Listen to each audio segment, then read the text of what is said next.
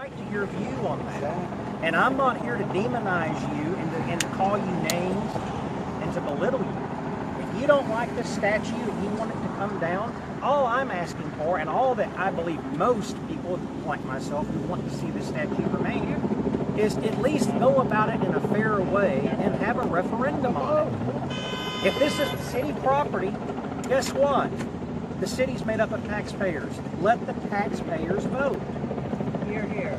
And that's all I'm asking for. And if they lost, and if it was voted and the people who wanted to keep the statue lost, then you know what? I could handle that a lot better than I could some people in the city council deciding, let's hurry this through, let's give people a minute to speak, and then we're just going to vote and we're going to declare, for whatever reason, we're just going to have the statue taken down, let alone the fact that it's been here over 80 years.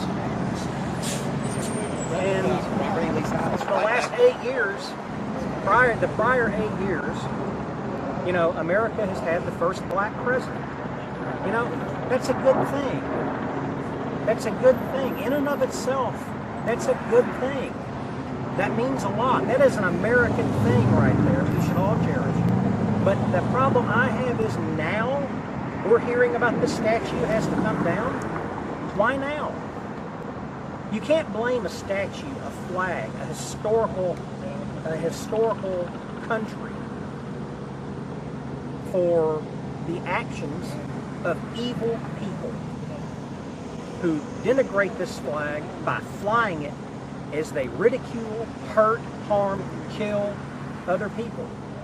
This flag is not about oppression in and of itself. You cannot blame a flag for the actions of some demonically minded evil people. In fact, I will say, if people would do their history and really research in an unbiased way the truth about the Confederacy, they would understand that this flag represents practically the same thing the American flag does.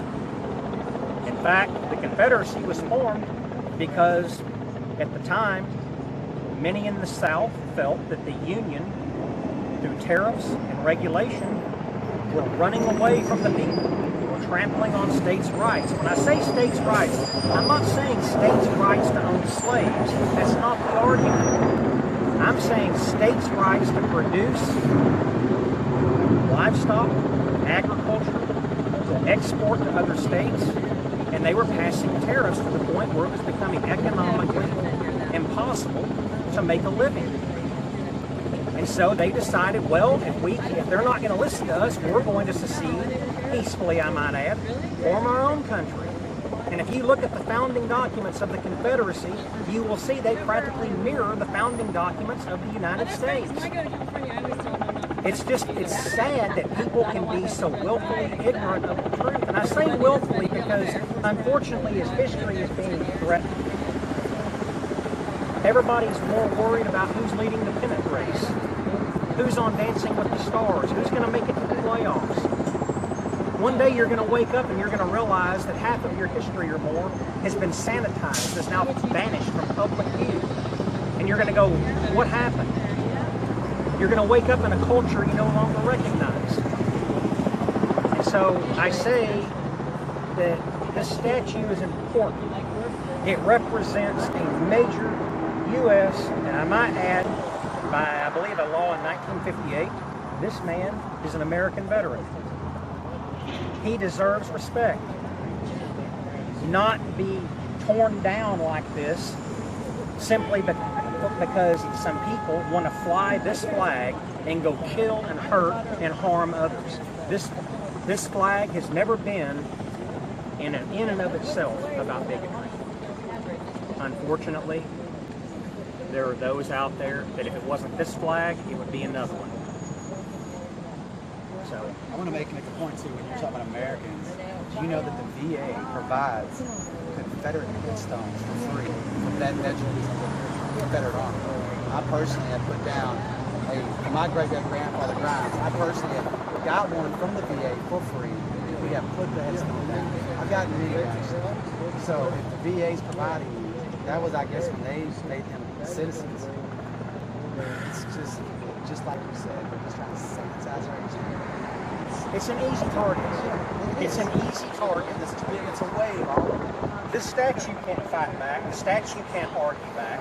It's a way for people to come out and do self-important grandstanding. Look at what a caring person I am because that statue is offensive. We need to get rid of it. Really? Well, look, no one loves this country more than I do. But why don't you ask the American Indian what they think about our flag?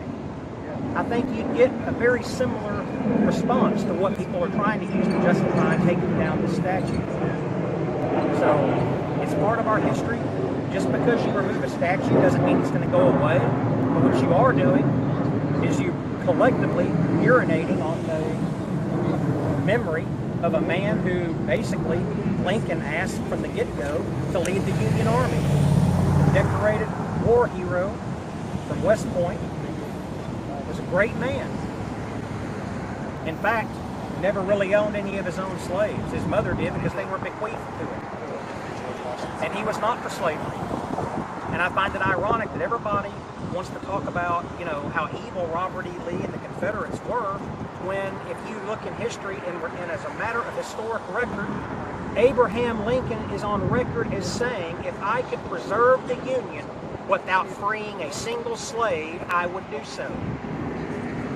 So I just ask for people, do your own research. Do your own research. Come to your own conclusions. And if at the end of the day you disagree with any or all that I've said, fine. That's your right.